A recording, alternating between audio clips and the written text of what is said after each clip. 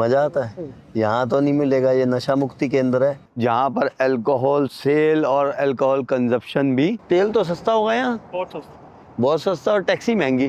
हाँ। ऐसा क्यों? और ये जो खूबसूरत ये देख रहे हो ना आप, और ये खूबसूरत सा नज़ारा हमारे होटल रूम से।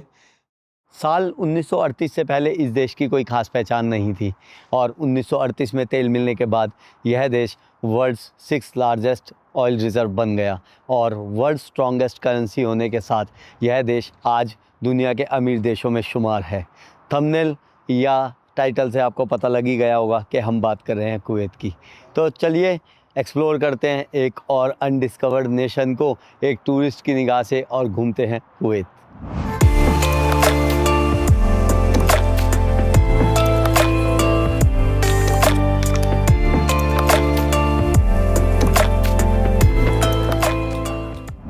जय हिंद, नमस्ते, आदाब, सत श्री अकाल और सबको राम राम। मैं हूं आपका दोस्त मनोज मल्होत्रा और स्वागत है आपका एक और नए सफ़र में।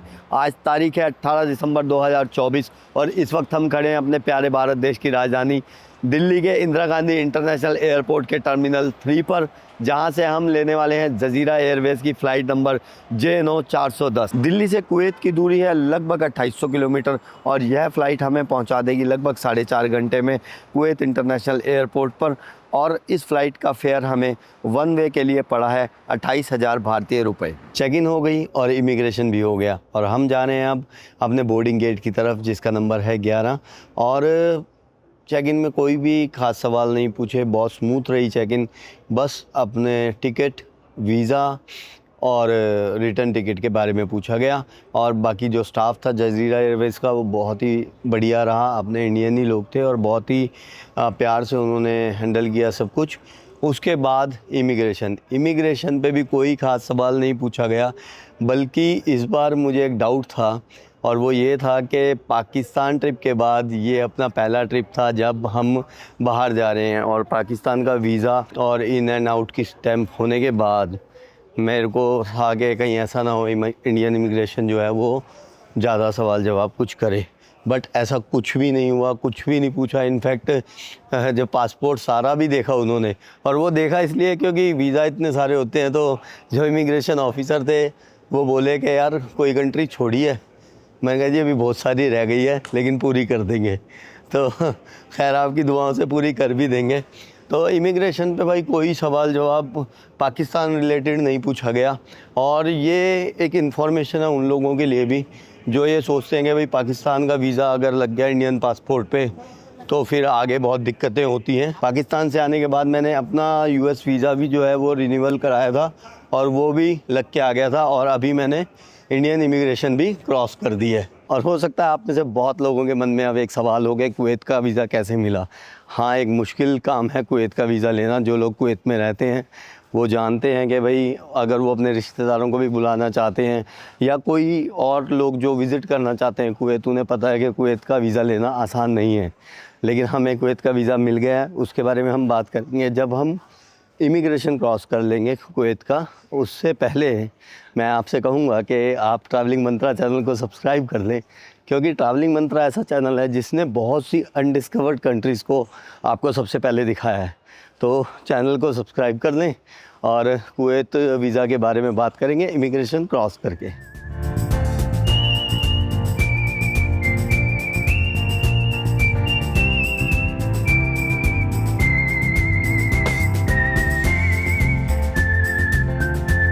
फ़्लाइट में हमने बोर्ड कर लिया है, और हमारा सीट नंबर है 1D, और ये एयरक्राफ्ट है A320, और जो जजीरा एयरवेज़ है वो कुवैत की सेकंड नेशनल एयरलाइन है after Kuwait Airways.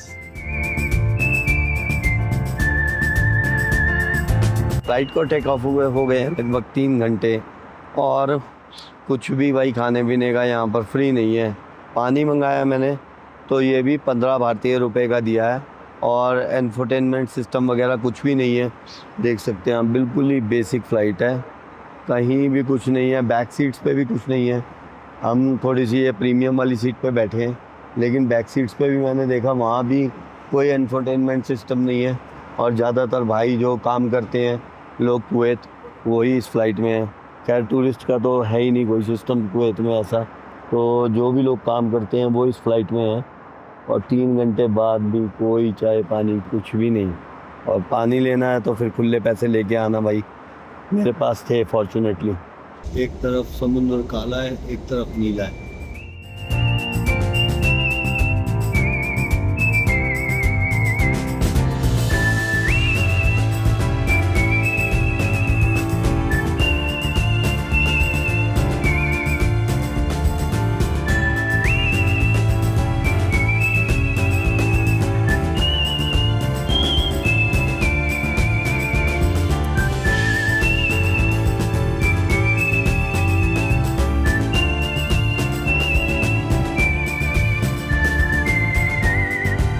Flight take off होने के लगभग 4.5 घंटे बाद हमने लैंड किया है कुवैत इंटरनेशनल एयरपोर्ट पर। तो स्वागत है आपका कुवैत में। और टाइम की बात करूं तो टाइम डिफरेंस कुवैत और भारत के बीच में है लगभग 2.5 घंटे का। कुवैत 2.5 घंटे पीछे है भारत से, यानी कि यदि अगर कुवैत में बजे हैं सुबह के 10 तो भारत में दोपहर के 12:30 बज चुके होंगे। इस बार मेरे साथ को पैसेंजर थे मेरे विजय कुमार जी। विजय कुमार नाम लिखते हो पूरा? विजय पाल भाई मेरे साथ थे। बहुत शुक्रिया, अच्छा रहा आपके साथ सफ़र, क्योंकि आप बोले नहीं। ये पान मसाला खा रखा था ना, बोलते आप तो मेरी तबीयत ख़राब हो जाती है यार। ये क्यों खाते हो? मज़ा आता है? यहाँ तो नहीं मिलेगा, ये नशा मुक्ति केंद्र है। वहीं मेरे को ना चेक इन पे पूछा, कह सर कुवैत क्या करने जा रहे हो? एक बड़ा अच्छा लड़का था जजीरा एयरवेज़ का, तो हंस के बोला, कह रहा सर वो तो नशा मुक्ति केंद्र है यार, कहाँ जा रहे हो? मैं भी हंसने लगा, मैंने कहा क्यों? कह रहा हाँ मेरे लिए तो है ही नशा मुक्ति केंद्र, कुछ मिलेगा नहीं। तो ये भाई पान मसाला खाते हो? क्या खाते हो तुम? छेनी खेनी क्या है ये? पान मसाला हैं? पान मसाला है, छोड़ दो, ये अच्छी चीज़ नहीं है, ठीक है? ये छोड़ने ध्यान रखना अपना।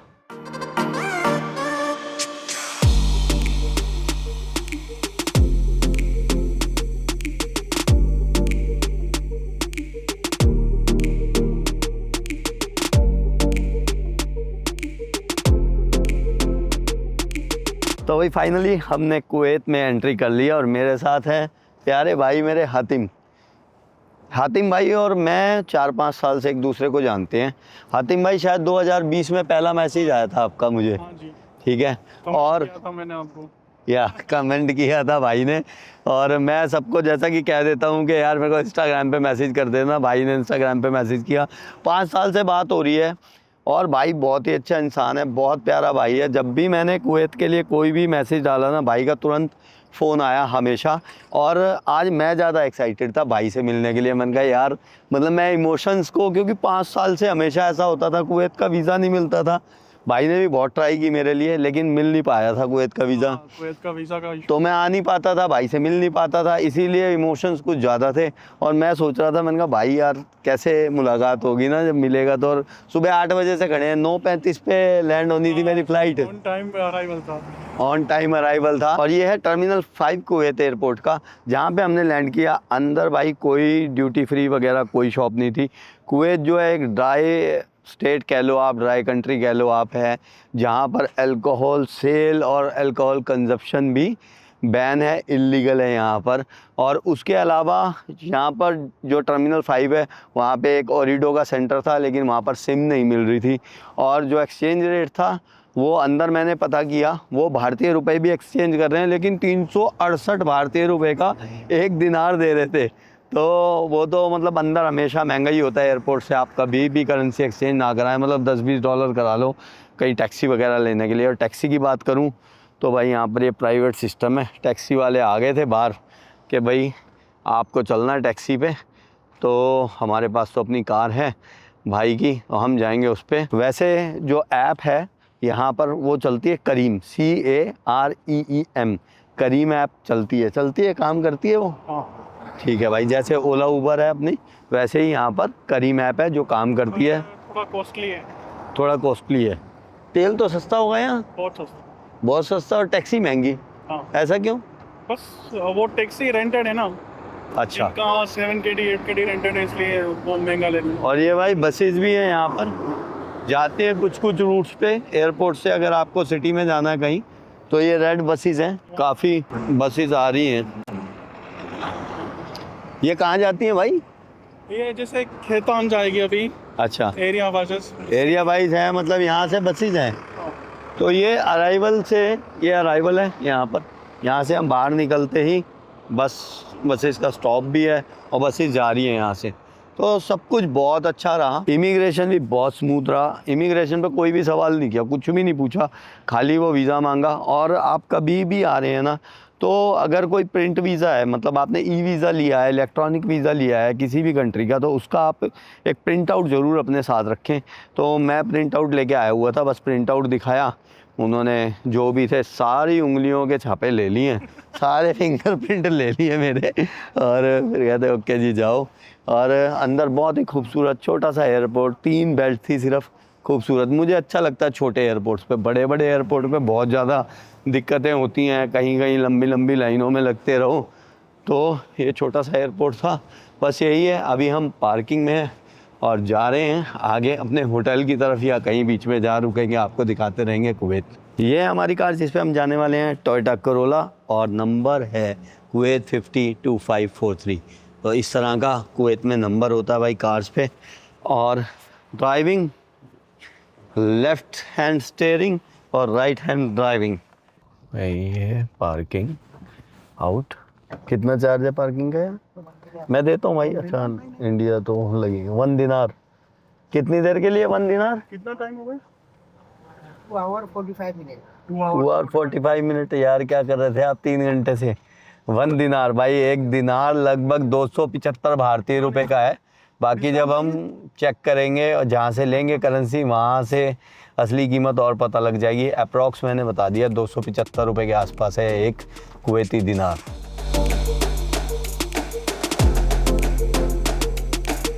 और ये यहाँ पर ये है भाई बस स्टॉप्स, बिल्कुल बाहर निकलते ही। ये इस साइड है मेन टर्मिनल है। ये हाँ, मेन टर्मिनल पे आती है कुवैत एयरवेज। नहीं कुवैत एयरवेज का टर्मिनल 4 है। 4 है। एमिरेट्स, कतर एयरवेज वगैरह सब। ओके, इस पे आती हूँ। ओके, इंडिगो अपना। इंडिगो। ओके, तो सारे टर्मिनल हैं ये आसपास, आई थिंक है आसपास ही हैं। खूबसूरत मस्जिद, खूबसूरत। लो भाई, first impression of Kuwait.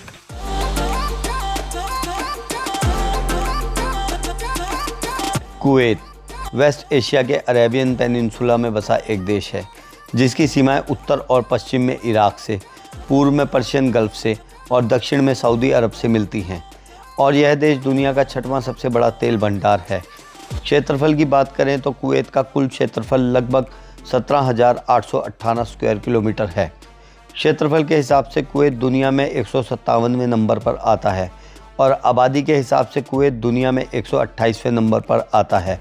Kuwait की कुल आबादी लगभग 50 लाख है, जिसमें 30% कुवैती, 40% एशियन, 28% अन्य अरबी और 2% अन्य मूल के लोग रहते हैं। कुवैत के लोगों का मुख्य धर्म इस्लाम है और कुवैत की राष्ट्रीय भाषा अरबी है, लेकिन आम बोलचाल की भाषा में हिंदी, उर्दू और इंग्लिश भी बोली जाती है। कुवैत का कंट्री कॉलिंग कोड +965 है और किसी भी इमरजेंसी में कुवैत का इमरजेंसी नंबर 112 है।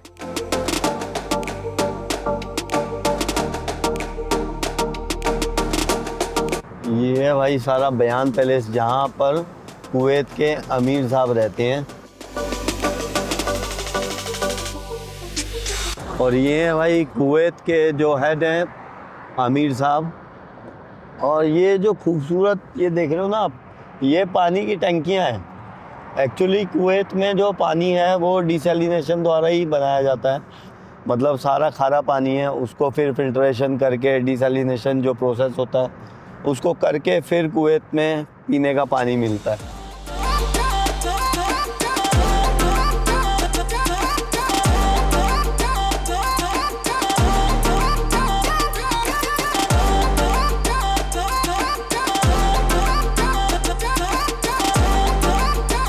एयरपोर्ट से निकलकर हम आ गए हैं एक एरिया में जहाँ पर है हमारा होटल। और वैसे होटल का जो एड्रेस है वो सालमिया एरिया लिखा हुआ था, लेकिन ये कुछ अलग एरिया शायद भाई ने बताया। और ये है हमारा hotel Costa del Sol hotel. और हम अभी कुछ खाने आए हैं यार, बहुत तेज़ भूख लग रही है। कौन सा एरिया बताया भाई? शाब अल बहरीन। शाब अल बहरीन एरिया है। और ये हम खाने आए। क्या कहते हैं इसको? फतियर। फतायर फतायर। फतायर।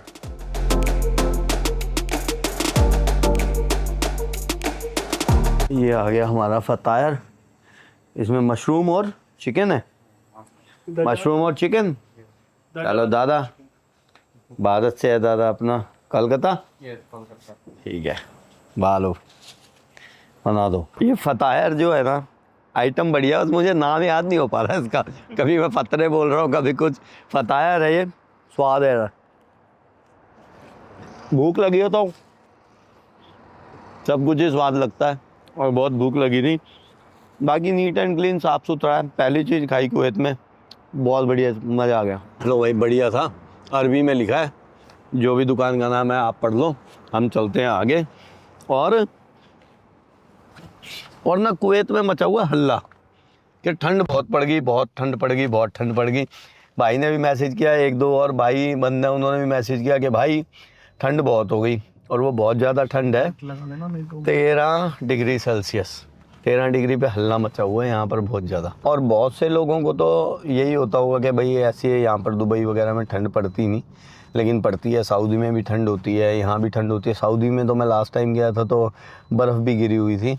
और जो वेदर है ना यहाँ पर, गर्म सबसे ज़्यादा भी यहीं होता है, शायद 55 डिग्री होता है जहाँ पर लोग रहते हैं। कुछ है, मतलब गर्मी का भी सबसे ज़्यादा, गर्म भी कुछ ऐसा कुछ चक्कर है यहाँ। एग्जैक्ट मुझे नहीं पता, लेकिन कुछ चक्कर है।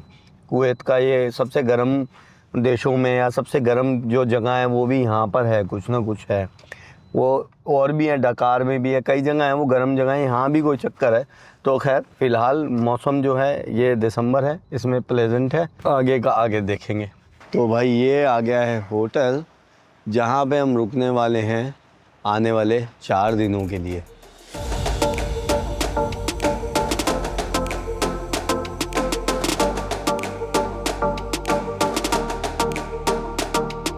क्रिसमस ट्री कुवैत में, वेरी गुड। अनलॉक्ड, ओके जी। तो ये हमारा room, oh very nice, very nice, good. ये बेडरूम कोस्टा डेल होटल का, बिग रूम है भाई, ये तो ठीक है, अच्छा है। और ये बाथरूम है टब वाला। चलो टाइम पास नहीं हुआ तो टब में बैठ के नहाते रहेंगे आराम से। और ये एक खूबसूरत सा नज़ारा हमारे होटल रूम से, ये सामने है अरेबियन गल्फ़ और कुवैत बे है ये यहाँ पर, और ये है अरेबियन गल्फ़ रोड। खूबसूरत नज़ारा, खूबसूरत। तो अंत में बात करते हैं कुवैत वीज़ा के बारे में। तो कुवैत वीज़ा मैं काफ़ी टाइम से ट्राई कर रहा था, और बहुत सारे अपने जो ट्रैवलर भाई हैं वो भी ट्राई करते रहते थे। तो अभी मेरे को मदद की एक मित्र ने, उन्होंने बताया कि भाई किसी का नंबर दिया कि आपका कुवैत वीज़ा लगवा देंगे। मैंने उनसे कांटेक्ट किया तो उन्होंने कहा जी लग जाएगा वीज़ा, लेकिन ख़र्चा ज़्यादा है। तो मैंने उनसे पूछा कोई बात नहीं जी क्या है, तो कहते जी आपको होटल में ही रहना पड़ेगा। पहली बात, होटल से आप मतलब नाइट आउट भी कहीं नहीं कर सकते, आपको होटल में ही रुकना है। जितने दिन रुकोगे उतने दिन ही रह पाओगे। वैसे वीज़ा मेरे को मिला 1 महीने का, लेकिन जैसे हमने 4 रातें इस होटल में रहना है तो हम 4 ही रातों का वीज़ा समझो आप। इसके बाद तो रिटर्न टिकट होटल को भी दिखानी है और वापसी भी। और होटल की जो टैक्सी थी वो ही लेने आने वाली थी, लेकिन फिर मैंने भी रिक्वेस्ट की और भाई आ गए थे। हातिम भाई ने यहाँ पर आके बोला कि भाई मैं लेने जाना चाहता हूँ, आप लोग मत जाओ। तो उन्होंने मान लिया। तो 4 दिन का वीज़ा है एक। और जो डॉक्यूमेंट मांगे थे उसमें एक इम्पॉर्टेंट डॉक्यूमेंट, और पहली बार डॉक्यूमेंट मांगा गया कोई, वो है मेरी ग्रेजुएशन की डिग्री। तो ग्रेजुएशन की डिग्री मांगते हैं यहाँ पर अगर आपको वीज़ा लेना है। तो अगर आप लोगों ने ग्रेजुएशन कर लिया और डिग्री नहीं ली अपने कॉलेज से, तो आप डिग्री ले आओ अपनी, कभी कुवैत आना पड़ जाए तो उसके लिए। तो डिग्री मांगी और मेरा पासपोर्ट मांगा, और फिर वीज़ा जो है वो ई वीज़ा, इलेक्ट्रॉनिक वीज़ा आ गया था मेरा। और उसकी कॉस्ट जो है वो 65 से 70 हज़ार रुपये पड़ी है, वीज़ा और होटल मिला के। होटल का रूम आपने देख ही लिया, मैंने रिक्वेस्ट की थी कि भाई रूम अच्छा सा दे देना। तो एक गुड रूम है, पसंद आया, खूबसूरत है, आप लोगों को भी पसंद आया होगा। और सॉकेट की बात कर लेते हैं। ये जो सॉकेट है इंडियन प्लग जो है वो इसमें नहीं लगेंगे। तो इंडियन अडाप्टर वगैरह हैं आपके पास तो आप यहाँ पर नहीं यूज़ कर सकते। आप अपना सॉकेट जो एक्स्ट्रा वाला होता है, जो मल्टी प्लग होता है, उसको आप लेके आएँ। तो इस वीडियो में इतना ही, मिलते हैं अब अगली वीडियो में और घूमते हैं कुवैत। तब तक के लिए अपना ख्याल रखें। नमस्ते, शुक्रिया, जय हिंद और चैनल को सब्सक्राइब कर दें।